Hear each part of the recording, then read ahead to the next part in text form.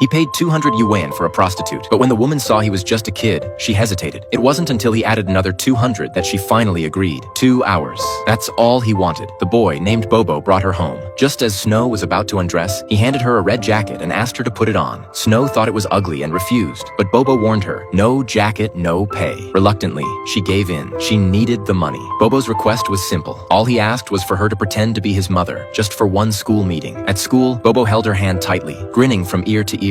He'd always been the kid everyone laughed at, the one without a mom. But not today. Today, he had someone by his side. Snow sat down in the parent's chair. At that moment, she suddenly realized the man sitting beside her was the same client from last night. The man quickly looked away, trying to hide his face. Bobo was a top student. He'd scored 95 on his test. Halfway through the meeting, Snow's phone rang. A client was calling. She got up in a hurry, trying to leave, but Bobo blocked her way. There's still 15 minutes left, he said. Snow didn't want to lose a big client, so she offered to refund 50 yuan, but Bobo ran off, furious. That's when his teacher walked over. She gently asked Snow to stay, just until the meeting was done. The teachers had known for a long time that Bobo's mother had passed away, and that Snow wasn't really his mom. Some students nearby whispered, "That's not his real mom, right?" Bobo overheard, and snapped. He punched the kid in the face. The teachers rushed in to break it up. The principal demanded Bobo apologize. Snow glared at the boy's father, the same man from last night. He lowered his head, afraid she might expose him. So he said nothing, and didn't press charges. After the meeting ended, Snow said goodbye to Bobo, but secretly slipped the 400 yuan back into his backpack. And then, Bobo shared a secret. He had always known his mom was gone. His grandma just didn't want him to be sad, so she kept lying, saying his mom was working far away, and Bobo chose to keep pretending he believed it. Back home, Snow found a note tucked inside her purse, a school essay Bobo had written. It was titled, "My Mom." That's when she realized Bobo had been living downstairs this whole time. She'd just never noticed. That day, Snow remembered. She had once brushed his cheek in passing. To her, it meant nothing, but to Bobo, it was the warmest moment of his life. From that day on, he started watching her from afar. Snow would come home late every night, and Bobo would lie in bed, waiting for the sound of her high heels on the stairs. Only when he heard those familiar footsteps could he fall asleep. In Bobo's heart, Snow had long since become his mother.